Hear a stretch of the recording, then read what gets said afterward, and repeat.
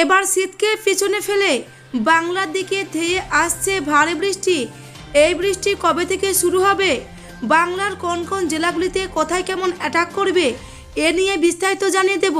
তাই আপনি ভিডিওটি সম্পূর্ণ দেখবেন। ভিডিওটি ভালো লাগলে লাইক করবেন আর চ্যানেলটিকে সাবস্ক্রাইব করে পাশের বেল আইকনটিতে প্রেস করে আমাদের সাথে থাকবেন। তো চলুন এবার দেখে নেওয়া যাক। দিন কয়েক হালকা বৃষ্টি ভুগিয়েছে সাধারণ মানুষকে, ভুগছেন চাষিরা। ফের ভরা শীতে বৃষ্টির পূর্বাভাস আবহাওয়া দফতরের। আবহাওয়া দফতর জানিয়েছে, পশ্চিমী ঝঞ্ঝার পাশাপাশি বঙ্গোপসাগর থেকে প্রচুর পরিমাণ জলবাষ্পের আগমনের কারণেই আবহাওয়ার পরিবর্তন। এদিন দুপুরে আবহাওয়া দফতরের তরফে জানানো হয়েছে, পশ্চিমী ঝঞ্ঝার প্রভাব পড়তে চলেছে পূর্ব ভারতের উপরেও।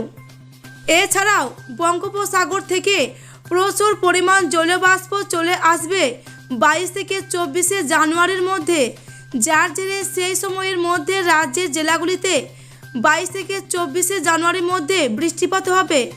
তবে 20 থেকে 21 জানুয়ারির মধ্যে বিভিন্ন জেলায় হালকা বৃষ্টিপাতের পূর্বাভাস দিয়ে রাখা হয়েছে। আবহাওয়া দফতরের তরফে সতর্ক করে বলা হয়েছে, এই বৃষ্টিতে মাঠে থাকা ফসল ও সবজির ক্ষতি হতে পারে। পাশাপাশি বৃষ্টির জেরে দৃশ্যমানতা কমে যেতে পারে। দার্জিলিং এবং কালিম্পংয়ের মতো পাহাড়ি জায়গায় ধস নামতে পারে। এছাড়াও পাহাড়ি এলাকায় শিলাবৃষ্টির পাশাপাশি বৃষ্টির বেগও বেশি হতে পারে। মাঠে থাকা যেসব ফসল কাটার সময় হয়ে গিয়েছে সেগুলি কেটে নিতে হবে। এছাড়াও মাঠ কিংবা ফসলের ক্ষেত থেকে অতিরিক্ত জল দ্রুত বের করার ব্যবস্থা থাকতে হবে।